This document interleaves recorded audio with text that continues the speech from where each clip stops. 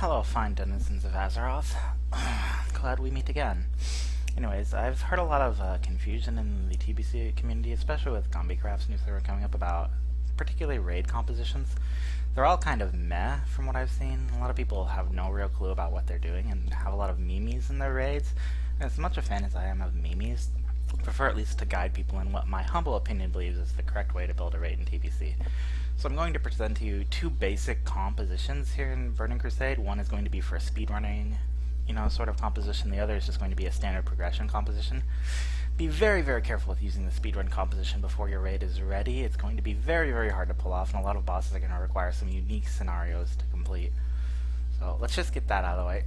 I'm just going to go down and start analyzing what I believe, is the basis of each class and sort of justifying its raid spot. So right off the bat, two Feral Druids make excellent off-tanks and main tanks for some encounters. They're really good on encounters where you can't be crushed, and, overall they just have a lot of physical mitigation compared to a warrior, and early on they're absolutely nuts. So, you definitely want a main tank Feral Druid for most things throughout, progression through T4 and T5 until your Prot Warrior gets up.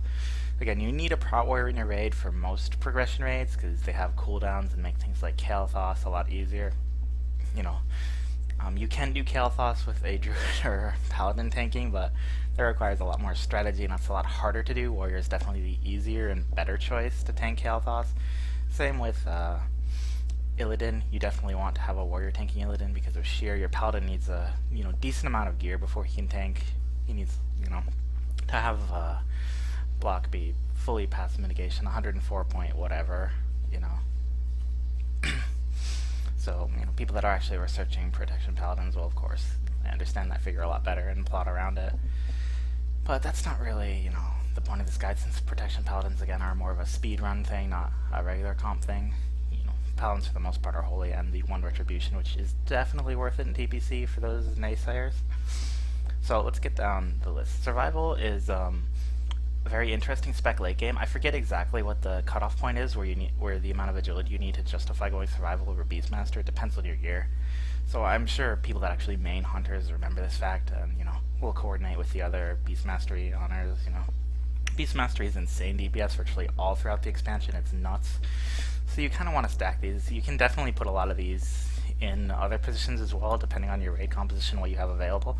This is just a very standard bare bones composition that anyone can use to at least some effect. I'm going to get a drink of water. Kind of dry throat. Bad day for recording.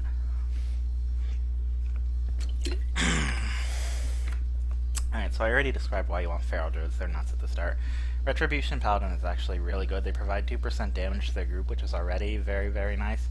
And they just have a passive 3% crit from their seals, judging throughout all the raid. If you have a skilled player playing a Retribution Paladin, read skilled. You need actually someone that knows what they're doing, not just someone spamming Shadow Bolt to play it there. Actually a huge benefit to your raid, and definitely worth it for almost all tiers if you're running a melee group.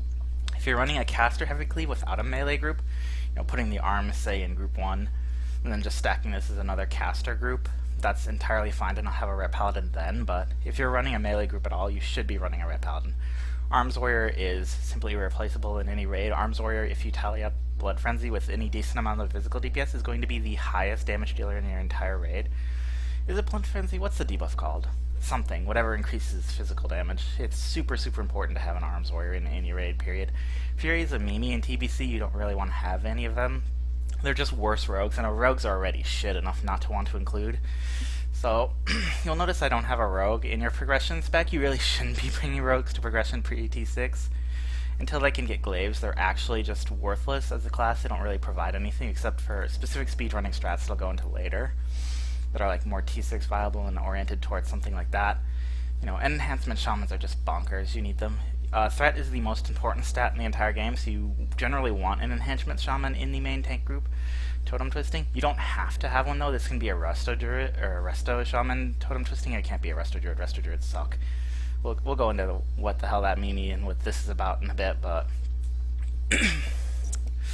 the general idea is to have an enhancement shaman in the main tank group just to buff them up as much as the melee. 2 enhancement shamans is ideal. This one can be Resto for a long time though until you're ready to speedrun. Again, Destruction Warlocks. Beautiful.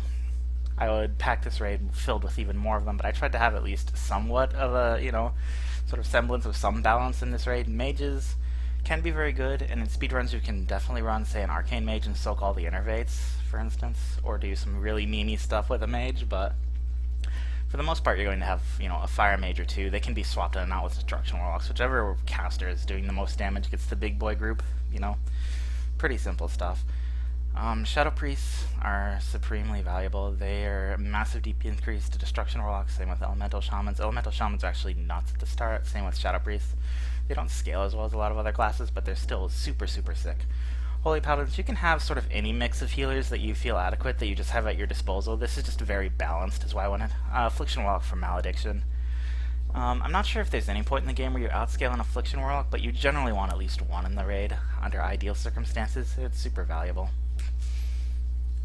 You know, you can mix and match for your raid's preference. It's not going to be the biggest loss if this isn't optimized, obviously. This is just a very general standard composition you want to go with for progression, so it's not anything crazy like the next tab that I'm going to show you. So, you know, holy, whatever, you know, Shadow Priest for the healers, Resto, you know. Every group has its Bloodlust, even the tanks need Bloodlust, TPS, you know. Again, you can mix and match, move these around however you want. The Resto Druid doesn't have tree form in my composition, so the Resto Druid in my ideal setup is going to improve Fairy Fire and is insect swarming and juggling the boss while still healing with life blooms and, you know, regrowth, healing touch, whatever, you know. It's a dream state healing build. I'm not sure if this is optimal. I don't really play a healing druid, but this is something along the lines of what you would want to do for a progression raid. Moonkins are pretty meh. If you have a good one that can actually, you know, be within at least something like 20% of a Warlock, then obviously you want to have one in the raid. I've just never seen a good one be able to pull it off. If you can hook me up with one, though, I would gladly recruit one and then take another healer instead of a Resto Druid, since they're pretty poor. This is no Tree of Life Resto, so it kind of suffers. The healing's a little bit gimp, but it also provides a lot of benefit to the raid, so it's just saving spots and being kind of efficient there. You can make what you will of it. Getting a Resto Druid to spec like this, though, means he's cucked, and good riddance. So now we're moving on to something that's way more interesting. So this is what I would consider a speedrunning composition. Now this might look really dumb, and it's involving a lot of class stacking, so this is probably unrealistic for, you know, any sort of raiding that anyone will do outside of like pushing for server first. But I'm sure there's some autists out there that's already theorycrafted and done things like this. So the immediate thing you're going to notice about this composition is there's no Prot Warrior. Yep. So for something like Illidan, you're either going to have, this is actually a healing paladin that respecs to Prot when you need it and gets summoned quickly during the speedrun. So for instance, tanking Illidan shears, you can have this guy do it, or you can just have the Arms Warrior put on a shield and intervene the shears off a druid. You know, for Kael'thas's Pyroblast, I think like a druid with 30,000 health or something and like alternating cooldowns, like can do it with Nightmare Seeds and all that, and Cosmic Confuser buff up on him. You know, it's a bit sketchy. You'd have to, you know, play it out, but this isn't a composition you want to use to actually progress through raids. Do not try and do things like Kael'thas or Illidan your first time without a Prot Warrior. That is fucking nuts, and it's just going to make things a lot more complicated for you than they need to be. This is about speed clearing the raid and pushing as fast as possible. Feral Druids just are much better than Prot Warriors in a speedrunning environment. They have much higher threat. They do much more damage, and you know, they're just overall better tanks, and a Prot Paladin is the king of trash tanking. You'll also notice there's an Arcane Mage in Group 5, or 6 I mean, which is just buffing the raid with AI. So he's someone's ult that's logged outside the raid but just buffs before you enter into the zone. Yeah, sorry mages, but that's just the way it is. This is involving a lot of class stacking and retardation. Again, the double enhancement shaman. You actually have a rogue here, and now this rogue's job is special. Since you don't have a Prot Warrior, you know, the Arms Warrior is not going to be Sunder Armoring here. You're actually using improved exposed armor, which is around 525. Don't quote me on that, but I might be right.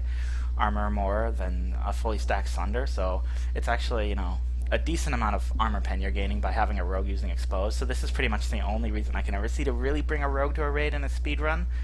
I mean, your results may vary, but this is my opinion on how to do it the best.